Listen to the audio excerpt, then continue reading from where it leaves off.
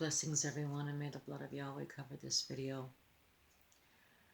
Okay, so I'm still seeking, and where I'm at now is what I'm going to do is I'm just going to give it to you the way I received it, and just explain a few things as I go along.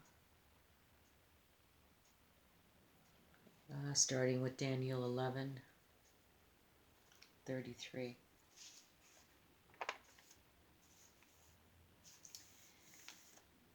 And they that understood among the people shall instruct many, yet they shall fall by the sword, and by flame, by captivity, and by spoil, many days.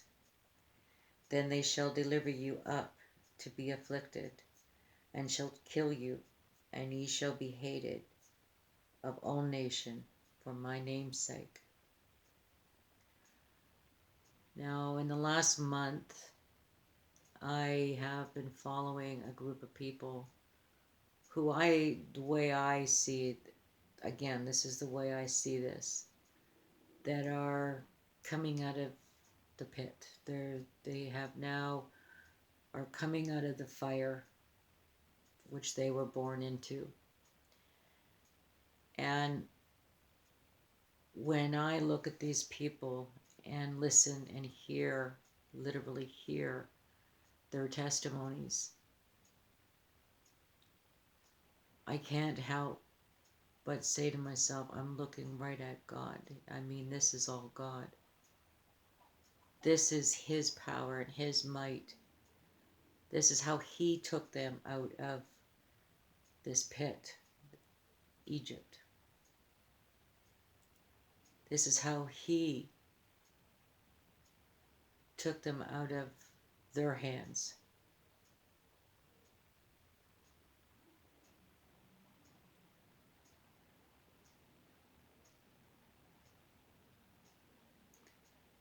For me, they're a witness.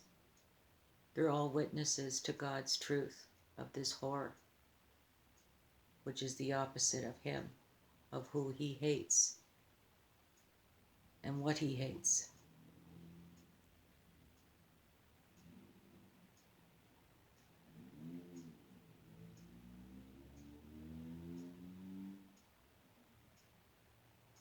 Yet they shall fall by the sword,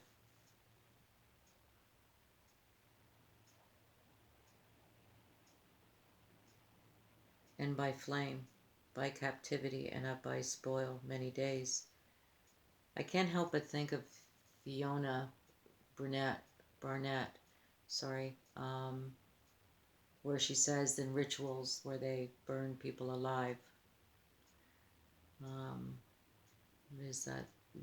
Something Grove, Bohemian Grove. And here it is here, and the captivity of it all. You know, I'm like, we're all of this world within that captivity, but it is God that frees us. It's Jesus who frees us if we believe. And I remember hearing a young man, his name was Max Spear, and I'm not sure if I really was paying attention to what it was they were talking about as much as I was so taken by the comments that I was reading. And there was one where there was a brother, and he was so upset the way Max was talking because he felt that, you know, this is God who saved you. This is God. We all know that this is God's hand. We all know that it is God who creates evil and good. So this is God, right? And he kept saying this, you know, in his comment. And it was a woman who came around and said, do you not understand that this young man has been manipulated since the womb, from within the womb? And that hit me so hard to the evil that was done to this young man, and how embedded this is in the belief system of the program that they are all still under, but breaking free from with God's help and a little bit of our support for this window to be open so that they can come forward with God's truth, being a witness to this truth.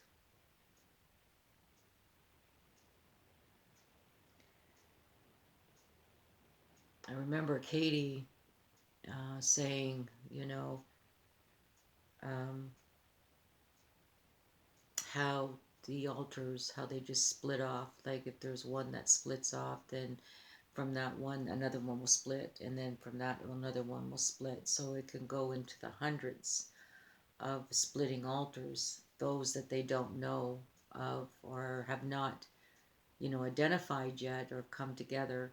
So you can see here very clearly that this programming is so deep that at any given time, something can take place here, that they won't even be aware of, you know. And that in itself is captivity, you know. And God said, that we are not to trust anybody, even family members, husbands, wives, kids, daughters, son. I mean, everybody's going to be divided. We are only to trust in Him and Him only. Why would you put all so much trust into a stranger like that? No, you don't. Here is where you use your discernment. This is about your discernment, knowing what is His and what isn't His. Spiritual with spiritual.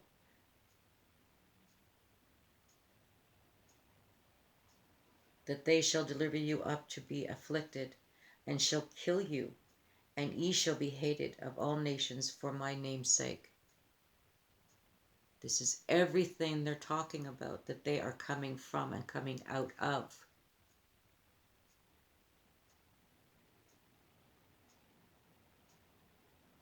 It is written. And now when they shall fall, they shall be helped with a little help, but many shall cleave to them with flatteries. And some of them of understanding shall fall, to try them, and to purge, and to make them white, even to the time of the end, because it is yet for a time appointed. And it's like Katy said, there are some out there that have just engulfed and given into this hate and rage. And then we have those that are in front of us right now that are holding on to this hope and have this faith and have been touched by God. His hand is on them. They are witnesses to His truth. When we look at them and their strength and their courage and their might, it is through Him that they stand. It is His strength that holds them.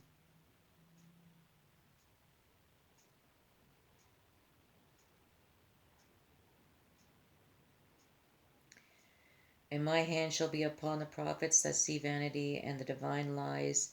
They shall not be in the assembly of my people, neither shall they be written in the writing of the house of Israel, neither shall they enter into the land of Israel.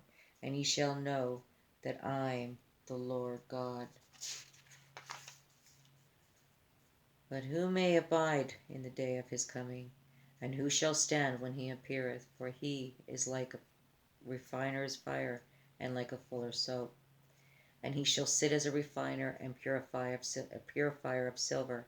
And He shall purify the son of Levi, and purge them as gold and silver, that they may offer unto the Lord an offering in righteousness. And I said unto him, Sir, thou knowest. And he said to me, These are they which come out of the great tribulation, and have washed their robes and made them white in the blood of the Lamb.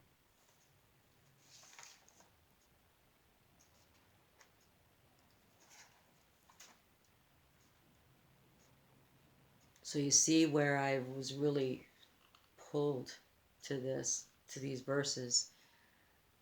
And so one day I was listening to Serinity Rayne. I was introduced to her by Katy. So what I did is, for me to understand, I just didn't pick one or two. I started from the beginning, which I thought was the beginning anyway. And I would start from the beginning and slowly get to know who she was and her personality and what was happening. And, but when I saw Serinity, it was different than Katy. Katy was like a flood of, you know, first thing I thought of was Operation Paperclip. And I thought of, you know, oh, what was the other one? There was the Franklin. This is where I got the trafficking. This is how, this is where my research, this is where it started. And then there was the Hampstead case where it was unfolding. I watched that as it unfolded from the beginning. And this was Katy. Now with Serinity, it was like I remember the first impression I received was Sybil. And my mother, what she would do when I was very young, there was a movie that was meaningful. There was a lesson in it. She would keep me up late at night, and we would just snack out on chips or sandwiches or whatever the case, and we'd be on the couch, and she'd have me, cuddle up with her, and I would be just watching TV with her until 11 o'clock. But it was a very special time for the two of us, and this is what she would do. When Roots was on, she would get me up, and I was allowed to, stay up a little later than my bedtime to watch Roots, because again, it was meaningful. It was, and she wouldn't say anything about it. We wouldn't discuss it. It was just, it was to my own, So yeah, and it was Sybil that I thought of right away. And so I believed before I saw and started to get to know Serinity. So I was already at that point of believing, this to be true. And this is so important. And so when I saw this video, I came across this video, and I don't know how I did, because it took me back. It was mouth dropping, actually. And I thought, here we go again, because there seems to be this channel that when I'm going forward, like when I'm going in one direction, it just seems that, this channel seems to pop up every once in a while. And now this is the second time this has happened.